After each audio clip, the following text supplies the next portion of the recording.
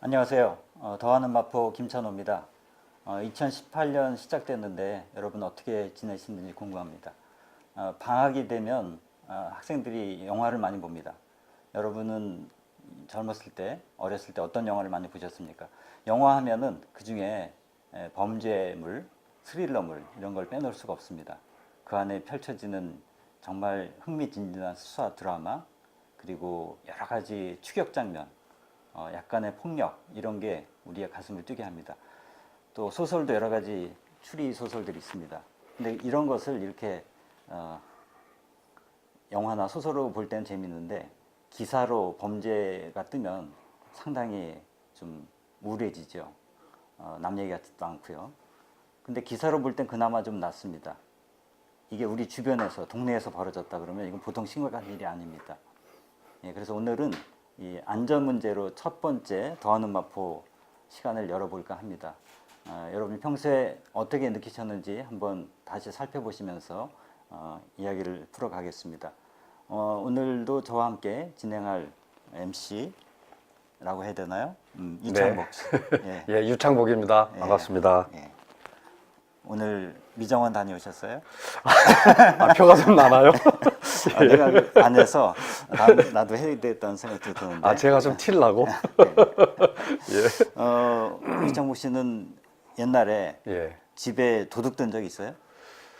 글쎄요, 저희 집에 뭐 가져갈 게 별로 없어서 저희 어릴 때는 뭐 별로 없었던 거 갖고 그때는 다 문 열어놓고 살았던 거 같아요, 제 어린 시절은.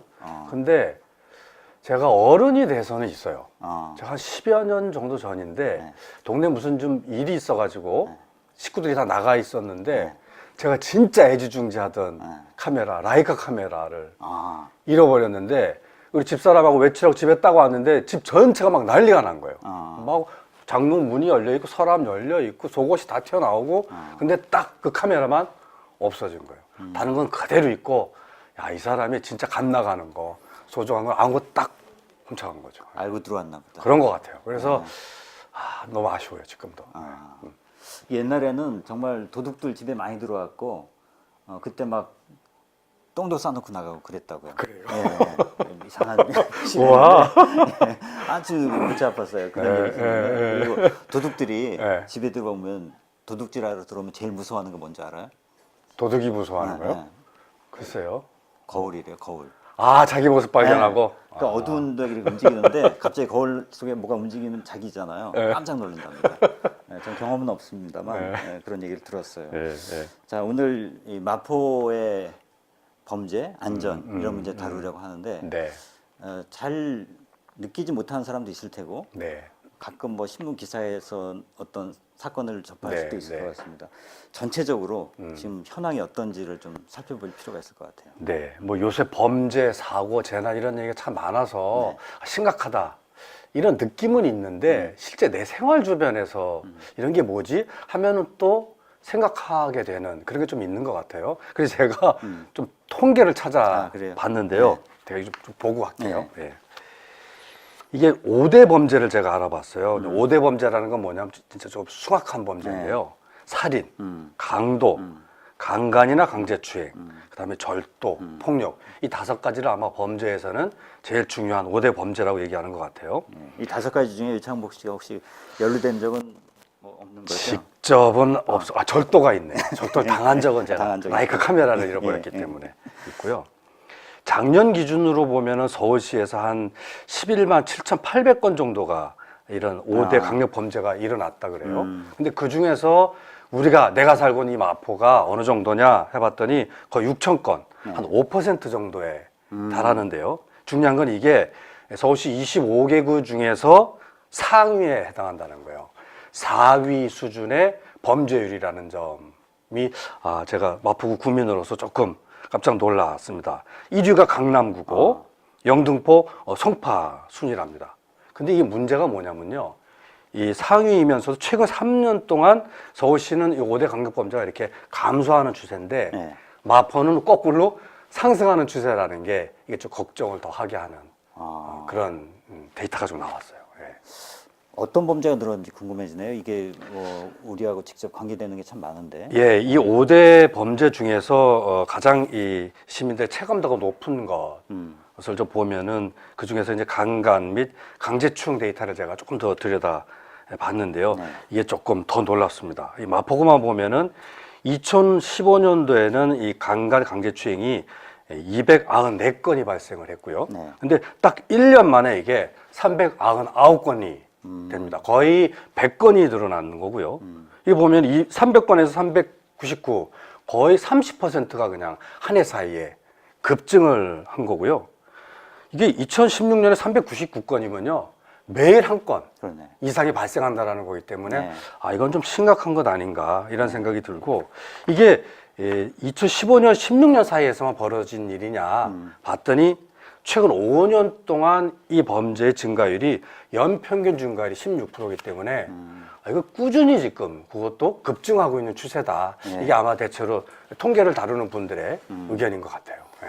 다른 범죄도 아니고 강간, 강제 추행 이게 늘어난다는 건 정말 심각한 문제인데. 심각하죠. 네. 그러면 아무래도 그건 여성들이 대상이 될 것 같아요. 예. 왜 그런 게 이렇게 연관이 될까요? 그래서 주로 이제 약자인 여성들이 이제 이 폭력에 많이 노출된다는 얘기인데, 그래서 인구 통계를 제가 한번 조금 들여다봤어요. 네.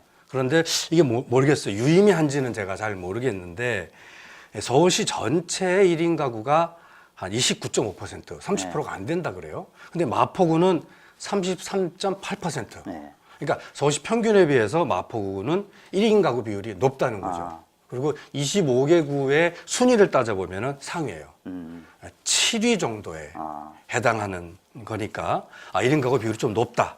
이렇게 얘기해 볼 수 있고 1인 가구 중에서 젊은 세대가 차지하는 비율이 또 높다는 게 좀 특징적인 것 같아요. 예를 들면 20대 후 중반에서 30대 중반, 요 한 10년 터울에 차지하는 1인 가구 비율이 상당히 높고요.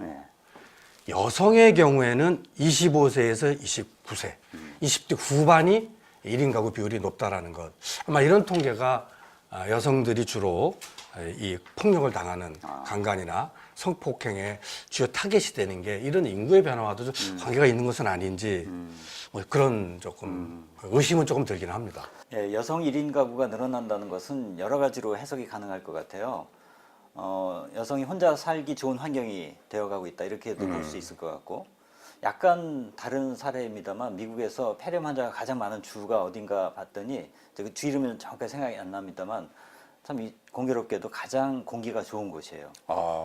왜 그런 거 봤더니 역설적이네. 폐렴 환자들이 요양하러 다 그 주에 좋은 시설로 갔다 이런 네, 건데 네.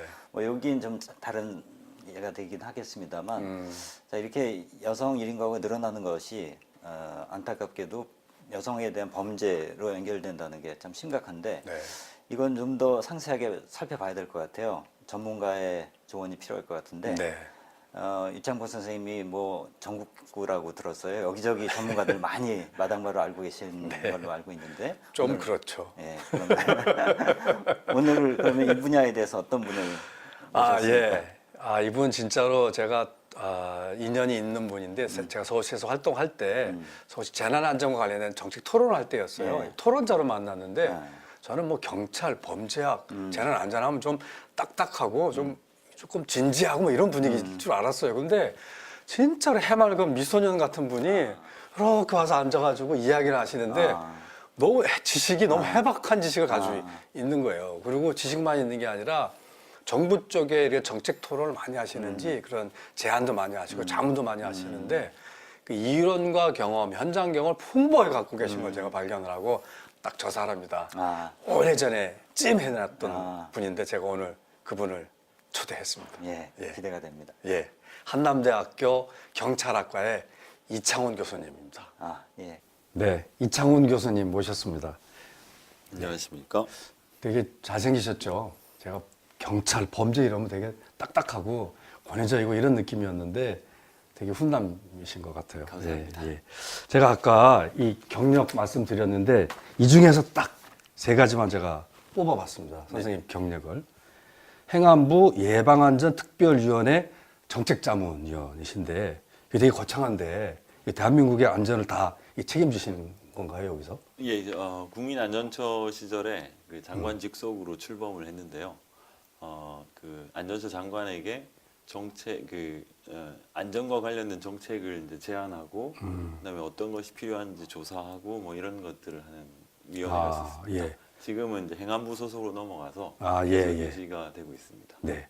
근데 또 보면요, 또 역시 행안부인데 위기관리 매뉴얼 협의회 회원이라고 돼 있어요. 예. 네, 이건 또 뭐? 사실 국민안전처 출범하고 나서 그 위기 상황에서 어떻게 대응해야 되는지 각 기관이나 국민들에게 이제 배포할 매뉴얼을 만드는 작업을 했었고요. 그 작업 때문에 이제 그나마 최근에 지진 사고에서도 상당히 이렇게 안전하게 대피하는 사례들이 나타났는데 그러한 매뉴얼들을 만들어내는 그런 위원회. 그럼 이걸로 교육도 하고 예, 그렇게 맞습니다. 하겠네요. 예. 근데 여기 마지막에 제가 재밌는 게 하나 있는데요. 경찰청 얘기가 나오는데 경찰청 범죄 프로파일링 연구회 자문 교수라고 돼 있는데 우리 잘 아는 표창원 교수님도 프로파일러 뭐 이런 얘기 방송에서 많이 들어서 뭔가 흥미진진할 것 같은데 여기서는 뭐 하세요? 예. 제가 이제 범죄 심리학을 학교에서 가르치고 있는데요.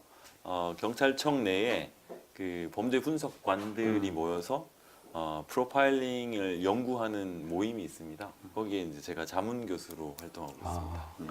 예. 그러면 심리학 전공하신 거예요? 아니, 전 범죄학을 범죄학. 전공했습니다. 범죄학 하시고 프로파일러도 하시고 예. 그러면 이 앞에 있는 사람이 범죄 기질이 있으면 굉장히 좀 금방 알아보시겠네요. 제가 스캔 나중에 해보겠습니다. 따로. 우리 지금 오늘 끝나고 예, 그 어떤 이 범죄 안전 이 분야에 진짜 학문적으로도 성취가 많으시고 지금 정부에서도 바쁘게 불려다니시면서 이 안전한 시스템을 만들기 위해서 애를 쓰시는데 아무튼 기대가 크네요. 네. 예. 아까 그 마포의 상황을 좀 살펴봤습니다. 예. 우선 궁금한 게 우리가 다니면서 경찰관도 보고 경찰차도 보고 뭐 경찰서도 보고 파출소도 보고 여러 가지 있어요. 예. 근데 그냥 스쳐 지나가지 이게 어떤 기능을 하는 건지 뭐 우리가 또 알지 못하는 다른 기능 기관들이 있을 것 같고요. 좀 대충 소개해 주시죠. 우선 경찰 조직을 이제 말씀을 드리면요. 해외하고는 다르게 저희 한국은 그 중앙 집중화된 단일 경찰 조직이 있고요. 가장 높은 조직이 경찰청이 있고 각 광역시에 이제 지방 경찰청이라는 게 있고요. 서울을 예를 들면 서울지방경찰청이 있고요. 그 밑에 이제 그 행정 단위로 그 경찰서가 있습니다. 그다음에 그 경찰서 밑에 다시 지구대나 파출소들이 있고요. 지구대나 파출소를 두기에 좀 어려운 한적한 그런 곳에서는 이제 치안센터라는 조그마한 파출소 기능을 하는 그런 시설들을 두고 있으면서 이 가장 그 국민에게 가까이까지 다가갈 수 있는 치안 서비스를 제공하기 위해서 그런 체계를 갖추고 있습니다. 그럼 가장 우리 일상에 가까이 들어와 있는 분들은 지구대? 예, 지구대보다는 파출소. 파출소랑 치안센터가 치안센터. 되겠습니다. 예. 예. 아니 제가 요 통계를 좀 조사를 해봤는데요. 예. 마포구에는 그 지구대가 5개가 있고요. 파출소가 3개고 치안센터가 9개가 이게 설치되어 있더라고요. 근데 이게 각각의 기능이 어떻게 구별되는지 또 이 숫자가 어디가 많은 게 좋은지 이건 잘 모르겠더라고요. 그 우선 예전에는 파출소만 뒀었습니다. 근데 이제 파출소가 있다는 얘기는 그 치안력이 분산돼 있다는 얘기인데 이 광역 단위로 일어나는 범죄, 그러니까 아니면은 범죄가 이동하는 경우 이럴 때는 이제 대응하는 데 있어서 효율성이 좀 떨어지기 때문에 지구대라고 해서 몇 개의 파출소를 합쳐서 지구대를 만들고 지구대의 순찰 요원들을 좀 집중을 해서 좀 넓은 지역을 커버하기 위해서 지구대를 만들었고요. 근데 이제 사실 단순히 무조건적으로 파출소를 다 합치게 되면 또 치안 서비스가 이렇게 막 풀뿌리처럼 이렇게 다 전파가 안 되기 때문에 필요하다고 판단되는 지역은 그냥 파출소를 두고 그다음에 꼭 묶어야 되겠다 하는 곳은 지구대로 묶고 이렇게 이제 했습니다. 근데 두 개 다 기능은 어차피 범죄에 대한 일상적인 순찰 활동을 제공을 하고요. 그다음에 이제 사건이 발생했을 때 신고받고 출동하는 역할을 담당을 하고 있습니다.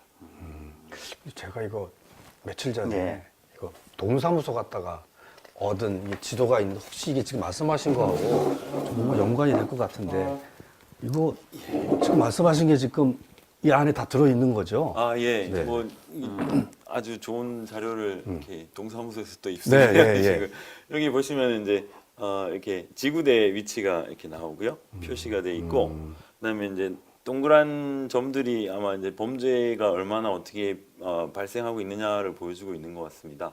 이렇게 성폭력 범죄, 절도, 폭력, 강도 이렇게 나눠져 있는데 붉은색이 이제 빈도수가 높은 지역이 되겠습니다. 근데 보시면 금방 아시겠지만 네. 이 붉은색이 한쪽에 좀 집중이 되어 있는 편이죠, 그죠? 네, 그러네요. 네. 이 나머지 부분들은 이제 아무래도 적게 나타나게 되고, 근데 또 특이한 점은 좀 더 자세히 보시면 이 지하철역이나 이걸 따라서 도로를 따라서 이제 붉은 지역이 많이 나타나게 되거든요.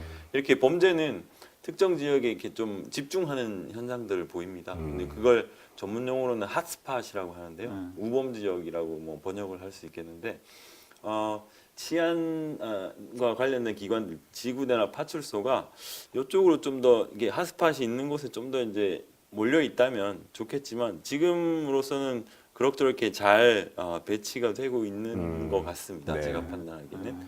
다만 이제 여기에는 아무래도 인구 집중이 많으니까 이렇게 지구대가 하나 있고 두 개 있고 그다음에 이제 마포 경찰서라는 게 있기 때문에 이쪽에 몰려 있는 것처럼 느껴지지만 그렇지는 않고요. 이렇게 적절하게 일단 배치가 되어 있는 것으로 판단이 됩니다. 네, 네. 이런 경찰서나 지구대가 새롭게 설치가 되면 확실히 좀 효과가 있나요? 예, 물론이죠. 예. 이게 이제 무작정 저희가 경찰 인구를 많이 늘릴 수는 없기 때문에 하지만 이번에 문재인 정부가 들어서면서 경찰 인력을 이제 치안 인력을 늘리려고 하고 있고요. 예. 만약에 정말 치안 수요가 절실하게 필요하다면 뭐 시민 여러분들이 제안을 하든 어떻게 해서라도 이렇게 뭐 필요 지역에 지구대나 파출소 같은 걸 하나씩 더 증설을 할 수도 있습니다. 예. 예. 이렇게 전혀 없는 곳은 뭐 안전한 지역이라고 일단 보면 되겠네요. 근데 그렇게 볼 수도 있지만 사실 여기 보시면 아시겠지만 여기는 밤이 되면 공동 현상이 일어나는 곳이기 때문에 그래서 아마 범죄의 빈도가 좀 낮게 나타나는 게 아닌가 싶습니다. 예. 예. 이거 두고두고 계속 봐야 되겠네요. 네. 우리가. 예, 이런 건 그 두고 이렇게 동사무소 가서 이렇게 하나씩 가져오셔가지고 네. 참고하시는 것도 좋을 것 같습니다. 네. 예. 자, 근데 이렇게 경찰서가 있고 경찰관들이 몸을 움직이는 것도 중요한데 언제부턴가 CCTV라는 게 우리 생활 속에 여기저기 파고들었습니다. 예, 예. 대체로 그 우리 마포구에서 CCTV는 어느 정도로 지금 설치되어 있는지 제가 또 찾아봤죠. 아, 이 서울시의 총 CCTV가 37,883개 있는데요. 예, 이 중에 강남구가 제일 많아요. 아무래도 조금 사는 형편이 좋아서 그런 건지. 예. 근데 마포구가 많이 떨어져요. 980개밖에 안 돼요. 전체 순위를 보니까 20위더라고요. 거의 뭐 하위권이어서 이렇다면은 조금 주민들이 좀 불안하겠다. 이런 걱정이 조금 많이 드는 통계가 나왔어요. 네. 근데 어떻게 봐야 되나요? CCTV가 이렇게 적은 게 우선 무조건 숫자가 적다고 해서 막 우려할 상황은 아닌 것 같습니다. 왜냐하면은 CCTV가 예방할 수 있는 범죄가 이제 좀 한정적으로 따로 있습니다. 그거에 대해서 제가 설명을 드리려고 자료를 준비를 네. 했는데요. 예. 이게 이제 보시면 범죄학 이론 중에 하나인데 일상활동 이론이라고 합니다. 네. 사람들이 일상활동을 하는 데 있어서 범죄가 발생하는 기회가 이제 생기게 되는데 그 범죄 발생의 기회는 요 세 가지 요소로 이제 구성이 되어 있습니다. 첫 번째가 이 영어를 써서 죄송합니다. 오펜더라고 해서 이제 그 잠재적 범죄자, 범죄를 언제든지 저지를 수 있는 준비가 되어 있는 범죄자가 그 상황에 있어야 되고요. 그다음에 이제 잠재적 피해자, 그래서 범죄자가 좋아하는 요소를 가진 사람 아니면 물건 이런 것들이 다 포함이 됩니다. 가게도 되고요. 그다음에 이제 피해자를 지켜줄 수 있는 능력이 있는 보호자가 없을 때 이 범죄가 발생하는 기회가 만들어진다는 거죠. 그러니까 내가 범죄를 저지르고자 하는 막 의욕이 아니면 의사가 있는 범죄자가 있고, 그다음에 그 범죄자가 원하는 타겟이 있고, 그 타겟을 지켜줄 수 없는, 지켜줄 수 있는 보호자가 없는 상황에서는 범죄가 무조건 발생한다는 이론인데요. 근데 CCTV가 이제 요 보호자 기능으로서 도입이 됐습니다, 사실은. 예. 그래서 사람이 누구나 다 이 피해자를 늘 지켜봐줄 수는 없으니까요. 그래서 이제 우리가 사람 눈 대신에 기계의 눈을 붙이자. 그래가지고 이제 CCTV를 마구 설치를 하게 된 겁니다. 증가가 보통 제가 작년에 2016년에 그 국민안전처의 CCTV 설치 관련 연구를 진행을 했는데, 이 CCTV가 2011년, 12년도에 들어서면서 급격하게 설치가 많이 증가했습니다. 근데 범죄율은 많이 떨어졌느냐? 그렇게 쉽게 얘기가 안 되더라고요. 그 이유가 그래요? 뭐냐면 그 이유가 이제 더 중요합니다. 이 범죄자가 CCTV가 있음에도 불구하고 범죄를 저지를 때도 있고 안 저지를 때도 있는데 이 CCTV가 있을 때 범죄자가 합리적인 판단을 이제 하기 시작하는 거예요. 그래서 내가 지금 범죄를 저지르면 이 CCTV 때문에 잡힐 가능성이 높겠구나 이렇게 생각하면 저지르지 않는 겁니다. 근데 이 가해자가 잠재적 가해자가 CCTV 있던 말든 난 상관 안 해 이렇게 되면은 CCTV가 있다고 하더라도 범죄를 저지르게 되는 거거든요. 이게 가해자가 합리적 판단을 하게 되는 범죄 유형에서는 CCTV가 범죄를 예방할 수 있는데 가해자가 합리적 판단을 안 하는 그런 범죄 유형에서는 CCTV가 결코 예방을 할 수가 없다는 거죠. 그러면 가해자가 합리적 판단을 하는 범죄는 뭐냐? 절도, 침입 절도, 자동차 관련 절도 이런 것들이 예방이 가능하고요. 성범죄나 폭력범죄는 CCTV가 사실 예방을 크게 하지를 못하는 이유가 바로 거기에 있습니다. 네, 그래서 CCTV가 마냥 많은 것이 좋으냐? 그건 아니고요. 그렇다고 또 전혀 없는 게 좋으냐? 그것도 아니고요. 이 마포구에서 많이 발생하는 범죄 유형이 무엇인가를 판단을 하고 거기에 맞게 CCTV를 설치하는 게 가장 중요하고요. 그다음에 적재적소에 설치를 해서 잘 관리하는 게 더 중요하다고 하겠습니다. 그럼 CCTV는 예방 기능인가요, 주로? 예, 좀 전에 말씀드렸듯이 예방 기능이 CCTV의 가장 큰 역할을 하는 건 아니고요. 50대 50 정도가 50대 되는데, 예, 다시 또 제가 정리를 했습니다. 이 격정 범죄, 그러니까 가해자가 합리적 판단을 할 수 없는 그런 우발적인- 범죄에서는 예방이 안 되고요, CCTV가. 근데 계획 범죄에서는 CCTV가 예방 기능을 할 수가 있습니다. 그래서 이 예방을 목적으로 하느냐 아니면 범죄의 대응을 목적으로 하느냐에 따라서 CCTV 설치의 방식이나 위치가 달라져야 돼요. 대응은 어떻게 합니까? 대응 같은 경우에는 이제 체포에 중점을 두기 때문에 CCTV 그 폭력 범죄 같은 경우가 우발적으로 나타나는 범죄가 많이 발생하는 지역에 집중적으로 설치를 해서 증거를 체증하는 데 중점을 두게 되고요. 예방일 경우에는 이 범죄자들이 합리적 판단을 하는 그런 범죄 유형이 많이 발생하는 곳에는 CCTV를 설치해 둠으로써 범죄자가 범죄를 아예 저지르지 못하게 그런 판단을 하게 만들어주는 거죠.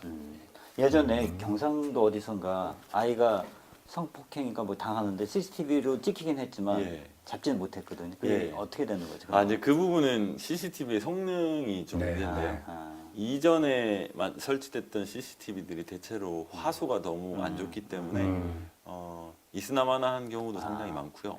그다음에 설치가 됐지만 그 관리하는 예산이 또 상당히 많이 소요되기 때문에 그런 데서 좀 미흡한. 그러니까 범행이 벌어지면 바로 그때 그 성폭행은 그 즉석에서 어떻게든 개입해야 되잖아요. 그러면 누군가 보고 있어야 되고. 그렇죠? 그 좋은 지적이신데요. CCTV가 많이 설치된다고 해서 이게 무조건 예방이나 대응에 효과적이다라고 말할 수가 없는 게 뭐냐면 이 관제센터, CCTV를 통합적으로 관리하는 관제센터에 계신 관제요원들의 역할이 굉장히 중요합니다. 뭐 옛날에 은평구나 도봉구에서 관제센터 요원들이 집요하게 의심되는 그 이상 행동자를 CCTV로 추적을 하다가 범죄가 발생 직후에 바로 대응을 해서 현장에서 범죄자를 체포한 그런 사례가 아니 얼마 전에 있었습니다. 그 은평구 관제센터가 경찰청에서 베스트 관제센터 상 예, 받았다고 은평구 그 기사를 본 것 관제센터가 같은데. 상당히 잘하고 있습니다. 근데 안타까운 거는 그 전국적으로 관제센터 요원들이 직업의 안정성이나 아니면 이제 전문성 같은 걸 기를 수 있는 교육이나 제도가 좀 미흡하다는 게 좀 시정돼야 될 부분이 아닌가 하는 생각이 듭니다. 마포에도 관제센터가 있겠죠. 예, 있습니다. 여기는 어떻게 운영되는지 많이 네, 궁금해요. 시민들이 많은 관심을 좀 보여주시는 것 같아요. 네, 네. 그리고 관제센터에 근무하시는 분들은 조금 관심도 많고 집요하고 책임감도 있고 네. 좀 고용도 좀 안정이 돼야 되고 이런 게 좀 갖춰져야 되겠네요. 예, 맞습니다. 예. 전문적인 훈련도 많이 받으셔야 돼요. 아, 네, 네.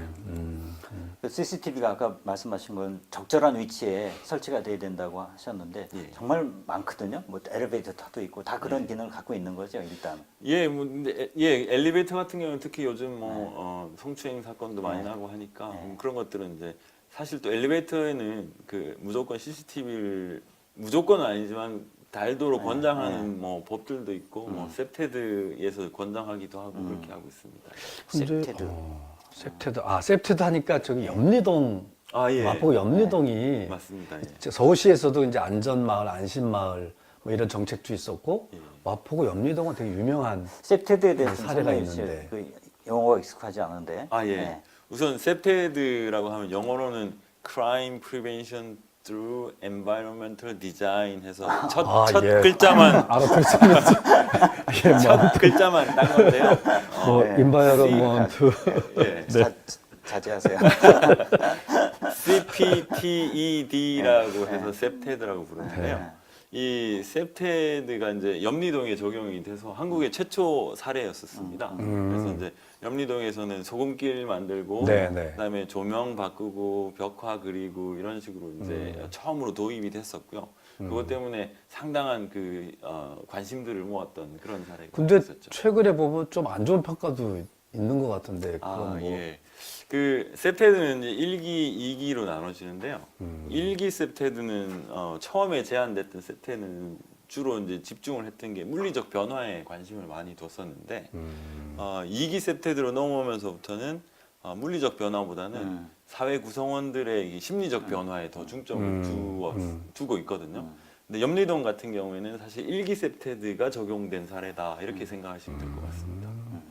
그럼 조금 아쉽다라고 하는 거는 주민들의 참여, 관계 이런 부분이 좀 아쉽다라는 취지로 예, 맞습니다. 평가가. 그 이제 그걸 설명을 드리기 위해서 제가 또 자료를 하나 준비했습니다. 뭘 많이 갖고 오셨네. 예. 앞으로 이렇게 맨날 갖고 와야 되는 거. 이게 자, 이게 이제 broken window 이론, 이 네. 깨진 창문 이론이라고 하는데요. 여러분들 많이들 아실 거라고 알고 있습니다. 이 이론이 얘기하는 거는 깨진 창문을 방치를 하면 그 지역에 범죄가 이렇게 많이 몰려온다 이런 이론입니다. 근데 이제 흔히들 요렇게는 잘 아시는데 깨진 창문 이론이 실제로 가장 중요하게 생각하는 부분은 바로 이 방치 부분이거든요. 왜 방치를 했을까? 바로 시민들이 그 무질서, 그러니까 깨진 창문이나 쓰레기, 주차 문제 이런 것들에 대해서 이러한 무질서에 대해서 무관심하기 때문에 방치가 되는 거거든요. 그래서 이 지역 주민들이 그거에 대해서 무관심하지 않고 적극적으로 나서가지고 무질서를 해결을 하면 범죄가 예방되는 거다. 그러면 이렇게 그런 지역 시민들의 주민들의 이러한 관심을 이제 전문 용어로는 집합 효율성이다 이렇게 얘기를 하는데 이 깨진 창문 이론이 얘기하는 핵심은 주민들의 집합 효율성이 높으면 즉 무질서나 범죄에 대한 관심이 높아지면 범죄가 자연스럽게 줄어든다라는 이론입니다. 이 셉테드가 이 이론을 바탕으로 아까 말씀드린 일상활동 이론과 이 이론을 바탕으로 만들어진 이론이고요. 그래서 이 셉테드가 중점적으로 타겟을 둬야 될 건 바로 주민들의 집합 효율성을 어떻게 높일 것인가가 돼야 되는 것입니다. 근데 이제 일기 셉테드 염리동 사례에서는 여기에는 좀 중점을 두지 않았다라는 한계가 있다고 하겠습니다. 예를 들면 골목에 무슨 페인트 칠한다거나 벽화를 한다거나 예, 예. 이런 약간의 변화는 예, 줬는데 예, 관심과 참여를 그렇죠. 이렇게 활성화하지는 못한 거예요. 맞습니다. 예, 예. 그러니까 경찰관이나 어떤 제도적인 장치 거기에 더해서 CCTV도 매우 중요한 그런 예. 기능으로 좀 얘기가 됐고 그걸로 미흡한 부분을 셉테드로 또 보충을 하는데 네. 그것도 역시 주민들의 참여 이런 참여가. 게 얘기되고 있습니다. 예. 어떤가요? 주민들이 어떤 식으로 여기에 개입하면 근데 좋을까요? 제 어린 시절의 경험을 보면 저희 아버지가 세탁소를 하셨는데 네. 그 낯선 사람이 이렇게 집 앞을 가게를 지나가면은 네. 그 사람이 누구 집에 들어가는지 이렇게 다 끝까지 확인을 하세요. 낯선 사람 왜 오지? 그리고 그 집에서 누구 나오면은 그 사람 누구야? 아, 우리 외삼촌이에요. 아, 그랬어? 그런 거 보면은 동네 낮 시간에도 동네를 지키는 자영업 하시는 분들이 사실은 지역의 안전이나 이런 거에 대해서 관심을 가지고 지켜온 것 아닌가 네. 이런 생각이 좀 예, 맞습니다. 들어요. 셉테드에서도 가장 중요하게 얘기하는 것 중에 하나가 거리의 눈. 그래서 네, 거리에. 모든 사람들이 범죄를 감시하는 기능을 해야 된다라는 걸 중점을 두는 거고요. 네. 그리고 그래서 환경을 바꾸는 데는 모든 사람들이 이렇게 감시의 눈을 그렇다고 해서 감시라는 게 나쁜 의미는 그렇죠. 아니고요. 누구누구나 관심을 갖고 상대방에 대한 배려, 그다음에 관심, 그다음에 범죄자에 대한 잠재적 범죄자에 대한 감시 이러한 기능을 할 수 있게 환경을 바꿔야 된다라는 게 셉테드의 핵심입니다. 네.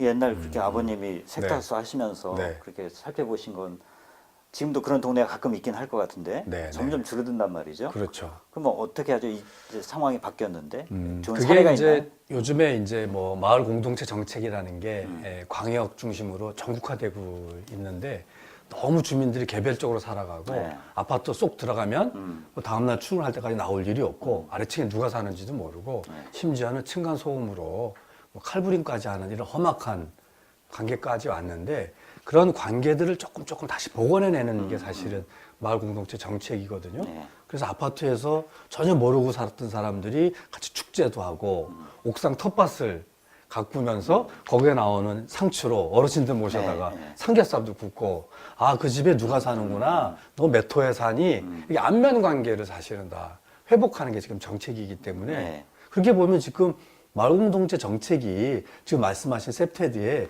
기본적인 걸 다 하는 셈이네요. 맞습니다. 네. 그래서 제가 이제 마지막을 준비를 해왔는데요. 일단 마포구에 대해서 제가 살짝 조사를 했습니다. 아까 또 이 시작 단계에서 1인 가구가 많이 증가한다 예, 예. 이런 걱정을 이제 좀 하셨는데 사실 1인 가구가 많이 증가한다는 얘기는 유동 인구가 상당히 많다는 얘기고요. 이 유동 인구가 많다는 얘기는 서로 주민들이 알고 지낼 기회가 적다는 얘기거든요. 네. 그러니까 이 셉테드 중요하게 생각하는 집합 효율성이 낮을 수밖에 없는 그런 환경이 되는 겁니다. 그래서 이제 마포구 같은 경우에는 가장 적합한 범죄 예방 대응 활동이 무엇일까를 고민을 해봤을 때 방금 말씀하신 바로 이 마을 공동체가 가장 그 장기적으로 봤을 때 가장 효과적인 대응 방안이 될 것이라고 생각이 되고요.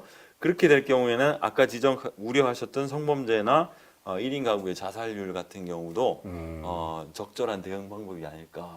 예, 우리 안전을 제고하기 위해서는 여러 가지가 필요한 걸 확인했습니다.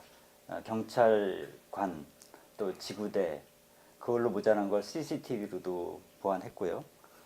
근데 또 거기에 주민 참여가 필요해서 세프티 디자인 같은 게 나왔는데 아직 주민 참여가 활발한 것 같지는 않습니다. 더 보완돼야 될 부분이 많이 있는 것 같은데 마포의 경우에 어떻게 가야 될지 여러 가지 고민이 됩니다. 혹시 참고할 만한 사례나 이런 게 있으면. 아까 이제 그 제가 통계로 네. 마포 지역의 성범죄율이 높다, 여성들이 불안하다 이런 이제 말씀을 드렸는데 서울시에서도 정책이 있고 마포구에서도 이미 시행을 하고 있는데요. 안심기가 서비스하는 제도가 있어요. 네. 여성들이 밤길에 이제 퇴근 후에 집에 들어가기가 조금 으스스하고 네. 조명도 밝지 않고 이런 불안한 곳을 몇 군데 딱 정해가지고 네. 이분들이 내가 집에 들어가는데 무서워라고 하면은 요청을 하면 아주머니 두 분이 함께 집에까지 동행을 해주는 이런 프로그램도 있고요. 또 이 지킴이 집이라고 있어요. 네. 여성 안전 지킴이 집이라는 거를 마포구 전역에 30여 군데 다 지정을 해놨어요. 그래서 약간 뒷골이 땡기고 으스스하면 거기 딱 들어가서 약간 위기를 모면할 수 있다라든지 이런 제도들 이미 마포구에서 많이 하고 있고요. 네. 그 다음에 하나 아주 재밌는 이 정책이 하나 시행되고 있는데 이 역시 이제 서울시에서 하고 있고 마포도 참여를 하고 있는데 안전 파수꾼이라는 게 있어요. 그러니까 일반 시민들이 자발적으로 신청을 하면 일정의 소정의 교육을 받아요. 아무나 할 수 있는 거예요? 예, 물론 뭐 아무나 할 수 신체 있고요. 조건 이런 거 필요 없어요? 없습니다. 뭐 학생도 있고 여성, 노인, 아. 퇴직하신 분들 여러 다양한 분들이 참여를 하고 계시고요. 네. 일정 정도의 교육을 받으면 이분들은 아주 긴급한 재난 상황이 네. 왔다거나 아니면 이제 심정지 아주 급박한 이 골든 타임이 이런 식이 아주 놓치지 않고 빨리 대응할 수 있는 그러려면은 멀리서 출동하는 건 시간이 걸리기 때문에 네. 인근에서 바로바로 대응할 수 있는 어떻게 보면은 실핏줄 같은 안전망 그런 것들을 역할할 수 있는 시민들의 네트워크예요. 그게 지금 6만 명 정도가 지금 교육을 받고 양성이 돼 있기 때문에 네. 이분들이 서울시 전역에서 골목 단위로 네. 활동하실 준비를 하고 있다. 다 이분들이 다 일반 시민이고 시민이 스스로 안전을 지켜가는 좋은 사례라고 얘기할 수 있을 것 같습니다. 자주 본 것 같진 않은데 네. 곳곳에서 활동을 하고 계시네요. 예. 우리가 잘 못 보지만 네. 위험을 당한 그 당사자한테는 절체절명의 순간에 도움을 받는 거기 때문에 매우 중요한 일인 것 같습니다. 이창원 선생님, 네. 남자들은 잘 못 느끼겠어요. 그렇지만 어쨌든 어떤 상황이 되면 정말 떨리거든요. 예. 근데 언제 반대로 괜찮다 이런 느낌을 가질 수 있을까요? 뭐 이제 흔히 순찰차가 이렇게 순찰을 불을 깜빡이면서 하게 되면 시민분들께서 그걸 보시면 아 경찰이 저기 있구나 하고 안심을 느끼실 수도 있지만 또 반면에 순찰차가 이렇게 빨간불을 파란불을 돌리면서 지나가면 무슨 일이 생겼구나. 괜히 불안해요. 네, 반대로 또 불안해지시는 분들 계시는 것 같습니다. 근데 이 경찰학이나 범죄학에서 연구를 해보니까요. 네. 시민들이 불안감을 제일 적게 느낄 때가 바로 저희 근처에 경찰관들이 있을 때 가장 불안감을 이제 적게 느끼는 것 같습니다. 그래서 경찰청에서는 이제 순찰차를 두고 도보 순찰을 하기도 하고요. 그걸 확대 시행을 해서 두려움에 적극 대응하고자 하는데 문제는 이 넓은 땅을 다 돌아볼 수 있는 경찰관을 확보하는 것 자체가 네. 사실 불가능하지 그렇죠. 않습니까? 그렇다면 결국은 이제 저희 시민들이 경찰의 역할을 해줄 수 있어야 된다라는 게 제 생각이고요.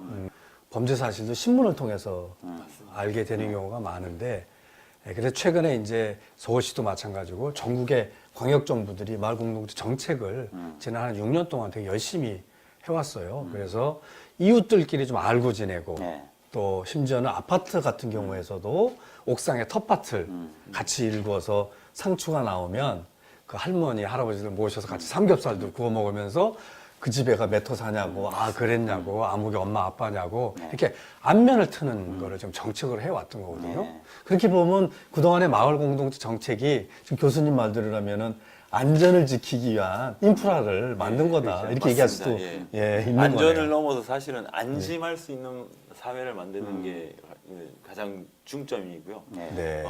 그다음에 마을 공동체 사업이 그 부분에 있어서는 상당히 효과적인 방법이다라고 생각이 됩니다. 예, 저 어디서 그런 얘기 들은 것 같아요. 안전의 절반은 안심이라고. 안심. 예, 이렇게 안심. 예. 저는 반대로 안전이 확보된 이후에 안심을 안심이 가질 온다. 것 네. 같습니다. 네. 그 다음에 등심으로 가겠다. 예. 예. 제 딸이 어릴 때 지금 뭐 다 컸지만 유치원 다닐 때 동네 어떤 중학교 애한테 이렇게 끌려간 적이 있어요. 나중에서 알았는데 어디 구석에 가서 막 애 손을 빨더래요. 예. 얘가 울면서 막 뛰쳐와서 우리 집에 왔는데 이제 딸이 그때 꽤 멀리까지 갔거든요. 근데 그 낮인데도 동네 사람이 봤을 텐데 아무도 그거를 이상하게 보지 않았던 거죠. 그때 느꼈어요. 저는 정말 이웃관계가 없는 게 이렇게 위험하구나 하는 걸 느꼈습니다. 자, 근데 이런 이웃관계에서 오는 불안 이런 게 범죄만이 아니라 최근에 우리 사회에서 다시 걱정이 되기 시작하는 재난안전, 자연재해, 포항 지진 때문에 생겨난 이런 걱정들인데요. 한국 사회가 또 도시가 어떤가요? 지금 우린 이 점에서 좀 취약한 것 같고요. 어떤 것들을 중심으로 우리가 좀 주변을 살피고 체크해야 되는지 이창원 선생님. 예, 이 재난 상황 같은 경우에는 가장 이제 핵심적인 문제가 구인이냐 아니면 대피냐 네. 이렇게 이제 얘기할 수 있는데 구인과 대피는 통일해 보이지만 사실은 사전에 뭔가를 예방을 하느냐 대응을 하느냐 아니면 사후에 대응을 하느냐 이 문제이거든요. 바꿔 말씀드리면 재난 상황은 저희가 어찌 할 수 없기 때문에 사실은 예측도 상당히 어렵고요. 그렇다면은 좀 과하다 싶을 정도로 예방 활동을 하는데 중점을 두는데 굉장히 노력을 기울여야 되는 것 같습니다.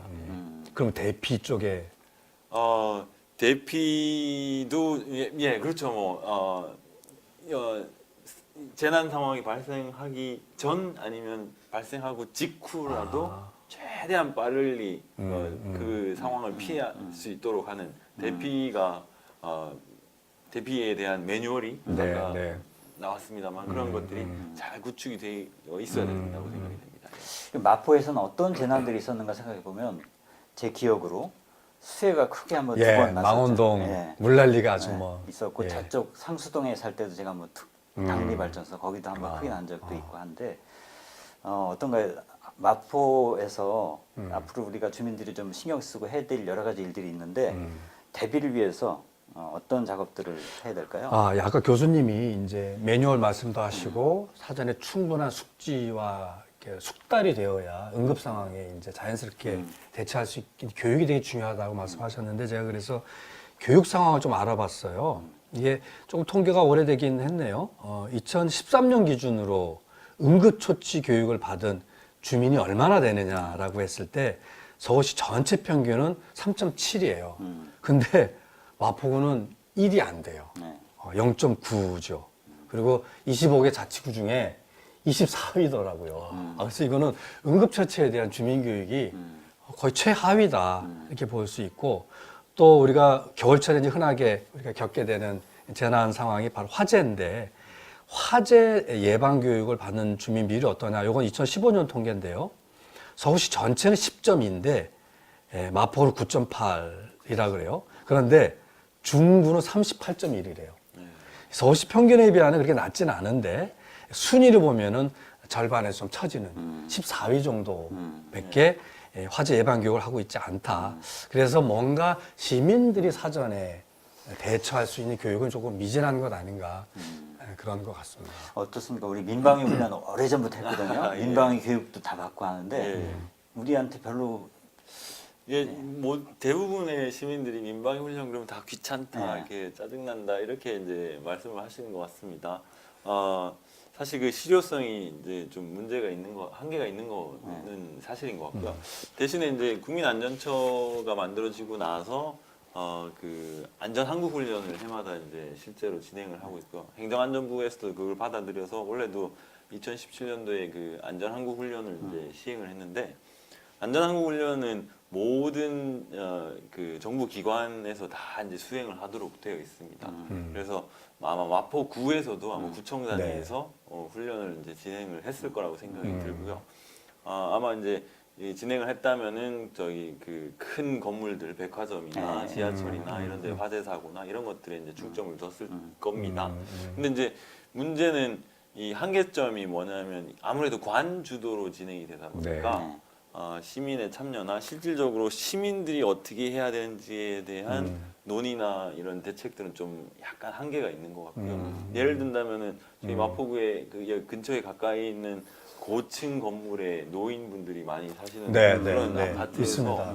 화재가 발생했을 때 실상 그분들이 어떻게 대피해야 될 것인가에 대한 방법이나 대책들이 확고하게 마련되어 있냐 이렇게 물어보신다면 아마 좀 의심스럽지 않을까 하는 그런 생각이 듭니다. 그래서 재난과 관련한 그 안전 훈련들은 이 기관뿐만 아니라 모든 주민들이 좀 숙지하고 연습하고 할 필요성이 있다고 생각이 됩니다. 말씀하시니까 제가 기억이 나는데 그 95년도인가요? 고베 95년 대지진 사건이 크게 보도된 적이 있었고 그게 이제 우리나라도 예외가 아닌 상황으로 들어왔잖아요. 지진이. 그 당시에 유난히 그 대피 구인한 잘한 사례가 있었다고 해서 조사를 해보니까 그 지역에 생협이 있었다는 거예요. 그러니까 예를 들면 다 대피하세요 했는데 아무개 할머니가 안 보인다고 누가 외치는 거예요. 맞아. 근데 누군가는 그 할머니 집을 아는 사람이 있었던 거예요. 쫓아가니까 무너진 담벼락에 묻혀서 생사의 갈림길에 있었던 할머니를 구출해 온 경우가, 이런 안면 관계 때문에 바로 대피를 또 구인을 할 수 있었던 사례가 아마 그때 보도가 된 적이 있었던 것 같아요. 아마 그 이후로 일본에서도 재난에 관련된 이 시스템에 있어서 사람, 시민의 참여를 되게 중요한 방향으로 정하고 정책을 짰다고 그러고, 아마 실제로는 제가 보니까 인간과 방재 미래센터라는 이런 조직을 만들어서 시민 재난 안전 교육을 아마 대대적으로 체계적으로 했다고 하더라고요. 예, 고베가 정말 중요한 사례로 네. 우리한테도 많이 학습이 되는 것 같아요. 제가 그 지진 이후에 1년 뒤에 그 근처에서 1년 동안 살았거든요. 아, 그래요? 예, 그래서 고베 얘기를 참 많이 들었는데 복구하는 과정에서도 그 공동체, 이웃 관계가 무척 중요하다. 재난 당시에 뭐 구출하고 이런 것도 물론 중요하고 네. 그 뒤에 복구할 때도. 사회적 네, 보건력 네. 이런 게 매우 중요하잖아요. 거기에서도 이웃 관계가 이제 부각이 되는 것을 많이 들었습니다. 예, 이렇게 해서 범죄 그리고 재난 안전에 대해서 살펴봤습니다. 마포의 상황이 더 궁금해지기도 하고요. 어떤가요? 오늘 이제 마무리할 시간인데 네. 어떤 것들을 좀 챙겨야 될지. 네, 아파트 통계에서 뭐 걱정도 많았고 또 그 걱정을 해결하려고 하는 섬세한 시도도 있어서 우려도 있지만은 희망도 있는 것 아닌가 싶고요. 아까 말씀드린 파수꾼이 참 많은 주민들이 참여를 하고 계셔서 희망이다. 그리고 그 이전에 자원봉사대가 또 지역마다 다 있습니다. 네. 그리고 최근에 또 6년간 마을 공동체 정책으로 이것에 관심을 갖게 된 주민들도 많아졌고요. 또 주민자치위원회가 있어요. 이분들은 진짜 동네에 대한 애정이 많으신 분들이거든요. 오랫동안 또 관계를 해오신 분들이고 이런 지역에 자발적인 주민 네트워크가 많이 있기 때문에 이런 부분들이 잘 연결되고 서로 시너지가 생기면은 안심할 수 있는 시민 네트워크가 만들어지는 거다. 네. 그리고 여러 가지 CCTV라든지 인공지능 시대에 최첨단 기술들이 도입된 이런 안전 인프라까지 결합이 된다면은 안심 네트워크와 안전 인프라. 네.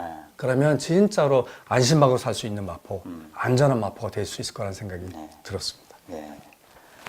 한국의 여러 가지 상황을 다 보고 계신데 예. 오늘 마포의 상황을 또 보시면서 예. 어떤 조언을 또 해주실 수 있나요? 예, 한국 전체든 마포든 핵심은 하나인 것 같습니다. 네. 이 마을이 살아나느냐 못하느냐 그게 핵심인 것 같은데요. 아까 뭐 이론에서도 말씀드렸듯이 깨진 창문 이론이 얘기하는 것이 마을이 해체되고 와해돼 버리고 관계망이 끊어지게 되면 결국 그곳은 범죄가 생길 수밖에 없다라는 거. 바꿔 말씀드리면 주민들이 서로 협력하고 알고 지내고 관계망이 형성이 되면 범죄율은 자연스럽게 떨어질 수밖에 없다라는 것입니다. 사실 이게 정말 그래? 라고 생각하시는 분도 있을지 모르겠지만 제가 그저께 그 대전의 중천동 마을 사업을 제가 자문을 했던 그 마을 사업 단지에 다시 갔었어요. 네. 팥죽을 먹으러 오라고 그래서 갔다 왔는데요. 네. 그때 그 중천동에서 마을 사업을 했을 때 제가 그 사전 사후 데이터를 수집을 했었고요. 마을 사업으로 했던 것 중에 하나가 주민들 사이에 인사하기였었습니다. 그러니까 사전에 측정을 하고 그다음에 인사하기 사업을 하고 사후에 다시 측정을 해보니까 범죄율도 떨어지고 삶의 만족도도 높아지고 이런 실제로 그런 결과가 있었어요. 그래서 이처럼 이 마포구가 더욱 안전하고 범죄로부터 안전하고 재난으로부터 안전하던 그런 사회가 되기 위해서는 지역 주민들 간에 서로 상호 알고 지내고 네트워크를 형성하고 사회적 자본을 만들어내는 그런 활동들을 하는 것이 무엇보다 중요하다라고 생각이 됩니다. 예, 말씀 듣고 보니까 지금 우리 시대의 흐름하고 연결해서 생각해 볼 게 많은 것 같습니다. 4차 산업혁명 얘기하면서 인공지능이 엄청난 일들을 인간을 대신해서 하게 된다고 하는데 뭐 그래서 일자리도 사라진다고 하고요. 그런데 나오지 않는 얘기가 있습니다. 예를 들어서 아기를 키우는 거 그런 건 인공지능이 대신 못하고요. 오늘 얘기로 나온 이 안전 문제도 인공지능이 하는데 한계가 분명한 것 같습니다. 역시 이건 사람이 직접 마음을 가지고 또 몸을 움직여서 해야 될 일이 아닌가 싶습니다. 오늘 이 팟캐스트 들으시면서 이웃집 누굴 만나면 인사라도 한번 하시고 서로 안부도 확인하고 하는 일들이 우리 동네 안전을 높이는 한 가지 발걸음이 아닐까 이렇게 생각을 해봤습니다. 오늘 이렇게 주제를 가지고 열었던 첫 시간 팟캐스트 안전 문제 어떻게 여러분 다가가셨습니까? 오늘 나눈 얘기 가지고 우리 일상을 좀 더 세심하게 살피는 그런 계기가 됐으면 좋겠습니다. 오늘 함께해 주신 두 분 감사드리고요. 네. 감사합니다. 감사합니다. 다음 시간에 뵙겠습니다.